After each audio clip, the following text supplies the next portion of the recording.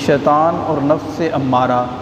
یہ ہمیں مسلسل اللہ تبارک و تعالیٰ کی بارگاہ سے دور کرنے کی کوشش میں لگے رہتے ہیں۔ نفس ہمارے اندر موجود ہے، جبکہ شیطان کو کہا جاتا ہے کہ یہ ایک بیرونی طاقت ہمارے اوپر مسلط ہے۔ شیطان کا اثر و رسوخ ہمارے اندر تک ہوتا ہے، یا اگر کہا جائے کہ نفس اور شیطان یہ آپس میں کوآرڈینیشن کر کے چلتے ہیں۔ شیطان نفس کے اندر وسوسے پیدا کرتا ہے، خیالات پیدا کرتا ہے۔ الذی یوسوس فی صدور الناس، یعنی وہ صدور یعنی سینوں کے اندر، دلوں کے اندر وسوسے پیدا کرتا ہے۔ اور نفس جو ہے آگے امپلیمنٹ کرتا ہے، اور شیطان اور نفس دونوں مل کر بندے کو اللہ تبارک و تعالیٰ کی بارگاہ سے دور کرتے ہیں، نافرمانی پر اکساتے ہیں، نافرمانی پر ابھارتے ہیں۔ جب کہ اللہ تبارک و تعالیٰ کی مدد اور اللہ تبارک و تعالیٰ کی نصرت سے بندہ ان کا مقابلہ کرتا ہے، اور اسی کا نام زندگی اور امتحان ہے کہ اسی امتحان میں جب بندہ پاس ہو جاتا ہے تو اللہ تبارک و تعالیٰ کا قرب اور اس کی رضا حاصل ہو جاتی ہے۔ جیسے فرمایا وَنَعْلَمُ مَا تُوَسْوِسُ بِهِ نَفْسُ وَنَحْنُ أَقْرَبُ إِلَيْهِ مِنْ حَبْلِ الْوَرِيدِ۔ اگر شیطان وسوسے پیدا کرتا ہے، نفس بہکاتا ہے، تو اللہ فرماتا ہے پھر میں بھی بندے کی شاہ رگ سے زیادہ قریب ہوں، وہ ہم سے دور نہیں ہیں۔ تو ہم نے نفس و شیطان کو پہچاننا، ان کے واروں کو سمجھنا اور پھر ان کے ساتھ مقابلہ کرنا ہے۔ اسی موضوع پر ہماری گفتگو ہو رہی تھی۔ یہ ایک طویل ٹاپک ہے، اور اگر اس معاملے میں ہم صحیح طریقے سے اور صحیح جو ویپنز یا جو ہتھیار ہمیں بتائے گئے ہیں ان کو استعمال کر کے اگر ہم نفس و شیطان کا مقابلہ کریں تو ہم ضرور اللہ تبارک و تعالیٰ کا قرب اور اللہ تبارک و تعالیٰ کی رضا حاصل کرنے میں کامیاب ہو جائیں گے۔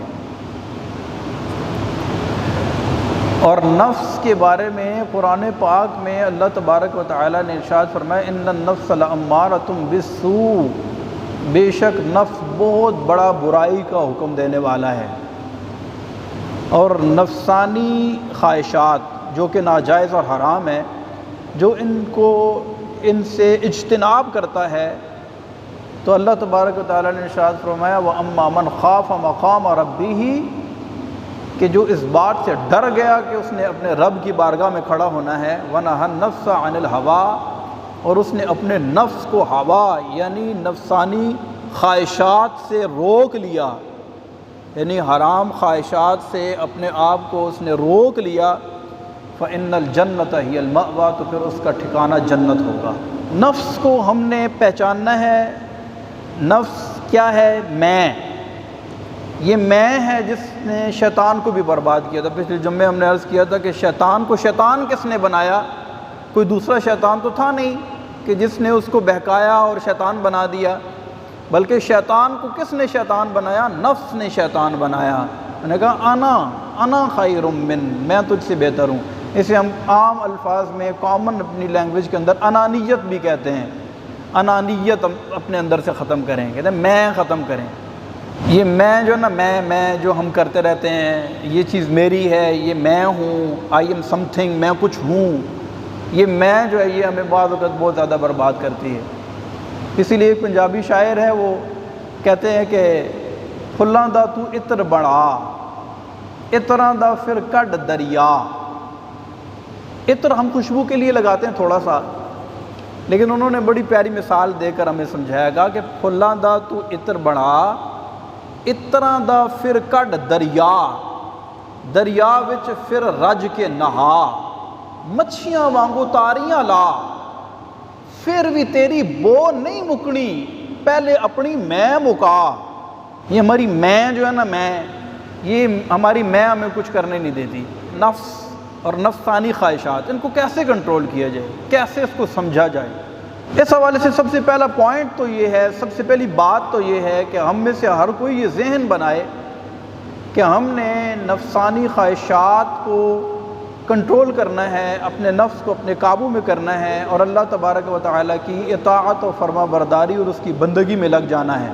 کیونکہ جو بندہ ذہنی طور پر تیار ہی نہیں ہے کہ اس نے کسی دشمن کا مقابلہ کرنا ہے تو وہ ظاہر سی بات ہے کہ اس کا مقابلہ نہیں کر سکے گا۔ تو سب سے پہلے تو ذہنی طور پر ہم نے تیار ہونا ہے کہ ہم نے نفس امارہ کے خلاف جہاد کرنا ہے، جس کے بارے میں پچھلے جمعے میں نے عرض کیا تھا کہ نبی پاک علیہ الصلوۃ والسلام نے نفس کے خلاف جہاد کو جہاد اکبر کہا ہے۔ پھر اس کے بعد دوسرا سٹیج یہ ہے کہ دیکھیں نفس کی مثال بعض بزرگان دین نے کتے سے دی ہے، کہا کہ یہ ایسا جیسے کتا ہوتا ہے نا، اور کتا جب بھونکتا ہے، کتا جب کاٹتا ہے تو ہم کیا کرتے ہیں؟ کتے کے مالک کے پاس پناہ لیتے ہیں۔ اگر ہم کہیں جائیں اور کتا ہمیں کاٹنے کو دوڑے تو جو مالک ہے ہم اس کے ساتھ جا کر لپٹ جائیں، اس کے ساتھ اس کی پناہ لیں، اس کی مدد حاصل کریں تو وہ کتے کو مار کے بھگا دے گا، تو کتا ہمیں نقصان نہیں پہنچائے گا۔ تو یہی مثال دی جاتی ہے کہ کیونکہ نفس ہمیں نظر نہیں آتا اور وہ یہ ایسا کتا ہے کہ جو ہمیں اندر اندر سے کاٹتا ہے اور اندر اندر سے نقصان پہنچاتا ہے، تو ہمیں چاہیے کہ اس کے مالک، جو مالک حقیقی ہے، جو خالق حقیقی ہے، جس نے سب کو پیدا کیا ہے، یعنی اللہ تبارک و تعالیٰ کی بارگاہ میں پناہ لیں اور رب کریم عز و جل کی بارگاہ میں مدد طلب کریں اور اللہ تبارک و تعالیٰ سے یہ دعا کریں کہ اللہ تبارک و تعالیٰ ہمیں نفس کی شرارتوں سے اور اس کی چال بازیوں سے محفوظ فرمائے۔ جیسا کہ جمعے کے خطبے میں آپ نے عربی جو خطبہ ہم پڑھتے ہیں اس میں آپ نے سنا ہوگا، اس میں ہم کہتے ہیں وَنَعُوذُ بِكَ مِن شُرُورِ أَنفُسِنَا وَمِن سَيِّئَاتِ أَعْمَالِنَا، کہ اللہ ہم تیری پناہ مانگتے ہیں کس سے؟ شرور انفسنا، جو نفسوں کی شرارتیں ہیں اس سے مانگتے ہیں نا ہم دعا جب عربی خطبہ پڑھتے ہیں تو۔ اسی طرح ہم ہر نماز کے بعد اگر یہ دعا مانگیں، اگر عربی میں ہمیں نہیں بھی آتی تو ہم اپنی زبان میں دعا مانگیں، یا اللہ ہم تیری پناہ مانگتے ہیں اس نفس کے شر سے، اس کی شرارتوں سے، کیونکہ اس کی شرارتیں بڑی خطرناک ہیں اور یہ بندے کو اس نہج تک اور اس سٹیج تک لے کے جاتا ہے کہ جس کا بندہ تصور بھی نہیں کر سکتا، اور اس کو ہم یوں کہہ سکتے ہیں کہ یہ بندے کا ایمان تک برباد کر دیتا ہے۔ جبکہ اس تناظر میں اگر ہم دیکھیں تو ہمارے بزرگان دین صحابہ کرام علیہم الرضوان وہ کبھی بھی اپنے نفس کی بات نہیں مانتے تھے، نفس امارہ کے لیے کوئی کام نہیں کرتے تھے، جو کرتے تھے جائز صحیح نیک کام اللہ کی رضا کے لیے کرتے تھے، ان کو اپنے نفس کی پرواہ ہی نہیں تھی کہ یہ کیا مانگ رہا ہے۔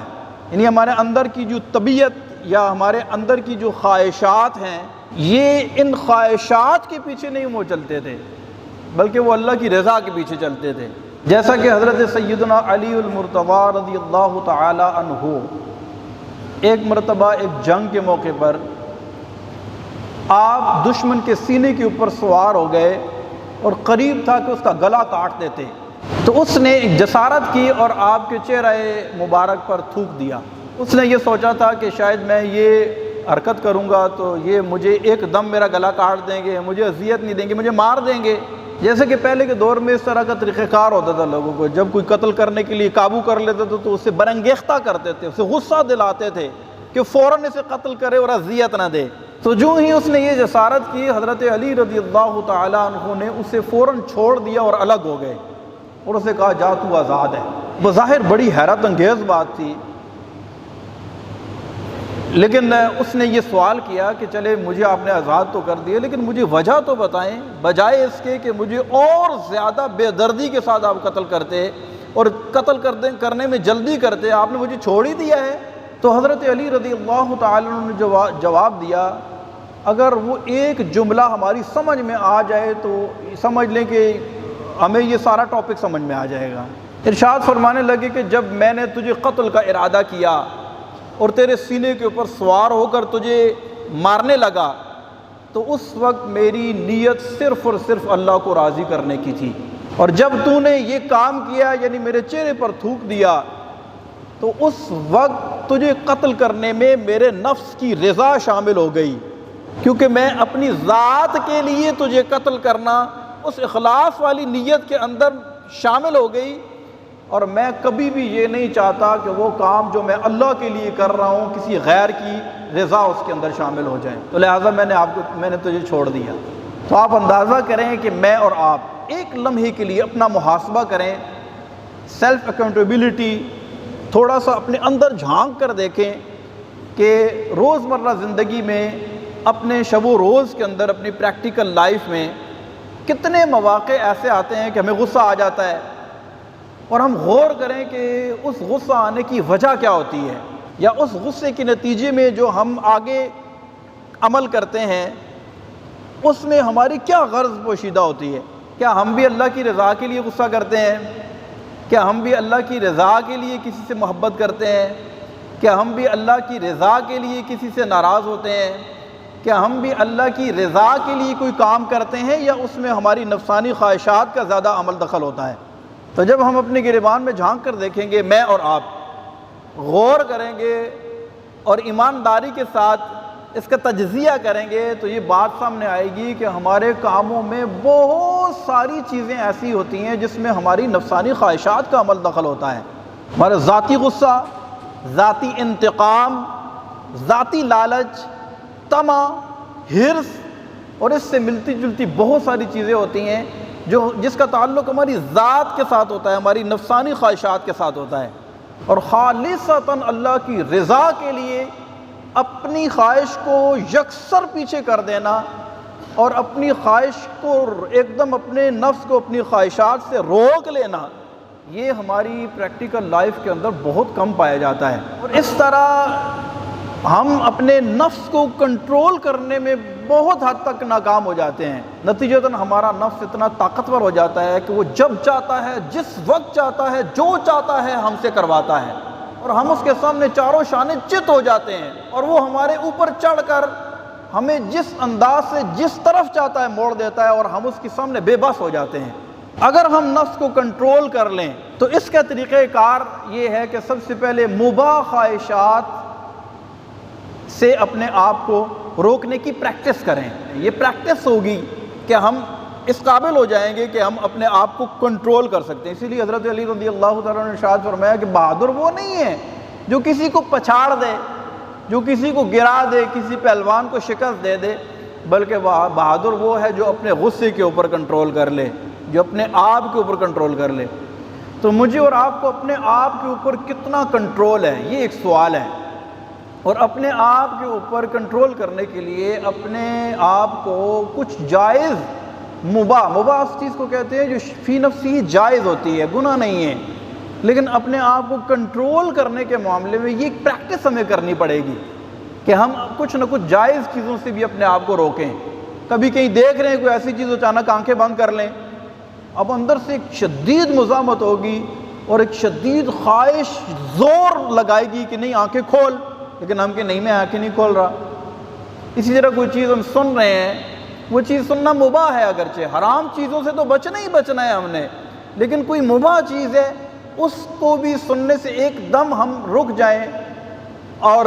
اپنے آپ کو اس طرح کنٹرول کریں۔ اور یاد رکھیں کہ بہت ساری جائز چیزیں ایسی ہیں کہ جن کی خواہش کرنا بھی جائز ہے، اور ایسا ہوتا ہے کہ وہ ہماری خواہش پوری نہیں ہوتی تو ہم بڑے بے چین ہو جاتے ہیں، بڑے پریشان ہو جاتے ہیں۔ آپ اگر اپنی زندگی میں غور کریں تو ہماری زندگی میں بہت سارے مواقع ایسے آئے ہوں گے کہ ہم نے ایک چیز کی شدت کے ساتھ ٹوٹ کر خواہش کی تھی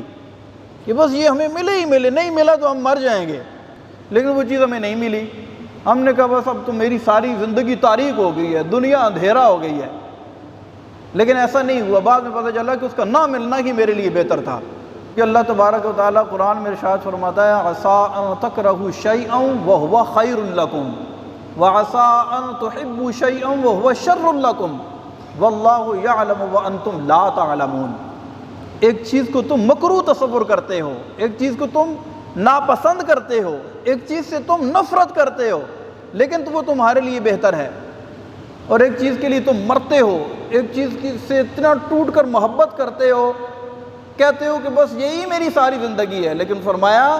کہ وہ تیرے لیے بہتر نہیں ہے۔ واللہ یعلم وانتم لا تعلمون، اللہ جانتا ہے لیکن تم نہیں جانتے۔ تو بہت ساری خواہشات ہماری زندگی میں ایسی آتی ہیں کہ کہ جن کا پورا کرنا فی نفسی ہی حقیقتاً ہمارے لیے درست ہوتا ہی نہیں ہے، لیکن ہم اس کے لیے ایسے بے چین ہوتے ہیں اور سب کچھ لٹانے کے لیے تیار ہو جاتے ہیں، لیکن فی نفسی وہ ہمارے لیے صحیح نہیں ہوتی۔ تو پتہ چلا کہ ہمارے نفس کے اندر پیدا ہونے والی جتنی بھی خواہشات ہیں ان پر اعتبار نہیں کیا جا سکتا، ہم اس پر ٹرسٹ نہیں کر سکتے۔ اسی لیے نبی پاک صلی اللہ علیہ وسلم نے ارشاد فرمایا کہ جس نے اپنے نفس پر اعتماد کیا اس نے بہت بڑے کذاب پر اعتماد کیا۔ کاذب کا مطلب ہوتا ہے جھوٹا، کذاب کا مطلب ہوتا ہے بہت بڑا جھوٹ بولنے والا، بہت بڑا جھوٹا، بہت بڑا دھوکے باز۔ تو اپنے نفس پر اعتماد کرنا اور اس کی ہر جائز و ناجائز خواہش کو پورا کرتے رہنا، یہ دنیا و آخرت میں ہلاکت کا سبب بن سکتی ہے۔ تو کچھ نہ کچھ جائز خواہشات کو اپنے آپ سے دور کریں اور اپنے آپ کو کچھ نہ کچھ جائز خواہشات سے روکنے کی پریکٹس کریں۔ جب یہ ہماری پریکٹس ہو جائے گی تو پھر کوئی حرام کام ہمارے سامنے آئے گا تو ہمارے اندر اتنی پاور آ چکی ہوگی کہ ہم فوراً نفس کی لگام کو کھینچیں اور اس کو روکیں، ورنہ یہ منہ زور گھوڑا ہے جس کی لگام ہم نے کھلی چھوڑ رکھی ہے اور یہ تیز رفتاری کے ساتھ بھاگ رہا ہے۔ اور کس طرف بھاگ رہا ہے؟ کوئی چیز اچھی بری جائز ناجائز دیکھ رہا ہے نہیں دیکھ رہا، ہمارے قابو میں ہی نہیں ہے، ہمارے اندر اتنی طاقت ہی نہیں ہے کہ ہم اس کی باگوں کو کھینچیں اور اسے روکیں۔ تو اس کو روکنے کی پریکٹس ہمیں کرنی پڑے گی۔ اس کی میں آپ کو ایک مثال دیتا ہوں۔ دیکھیے فجر کی نماز میں اٹھنا ہر مسلمان مرد و عورت کے لیے فرض ہے، فرض نماز ہے نا، یہ کامن سی بات ہے، جس طرح باقی 4 نمازیں فرض ہیں، فجر کی نماز بھی فرض ہے۔ تو آپ مجموعی طور پر ایک تناسب دیکھیں تو بہت سارے لوگ آپ کو ایسے ملیں گے جو 4 نمازیں پابندی کے ساتھ پڑھ لیتے ہیں لیکن فجر کی نماز نہیں پڑھ پاتے۔ پوچھو تو کہتے ہیں آنکھ ہی نہیں کھلتی، آنکھ کھلے تو اٹھا نہیں جاتا، اٹھ بھی جاتے ہیں لیکن پتہ ہی نہیں چلتا کہ پھر ایسے بے ہوش ہو کر پڑھتے ہیں، آنکھ کھلتی تو 8 بج رہے ہوتے ہیں۔ اس کی کیا وجہ ہے؟ اس کی وجہ یہ ہے کہ ہم نے اپنے نفس کے گھوڑے کی لگام کو کھینچنا نہیں سیکھا۔